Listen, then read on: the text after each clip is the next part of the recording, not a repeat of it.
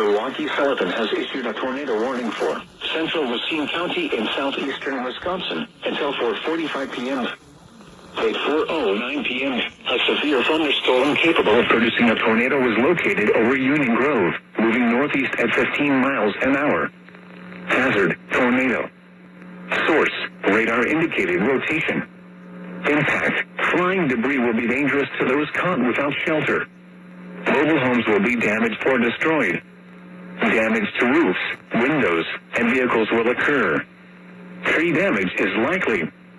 Locations impacted include Union Grove, Raymond, Yorkville, Eagle Lake, Kansasville, and North Cape. Take cover now. Move to a basement or an interior room on the lowest floor of a sturdy building. Avoid windows.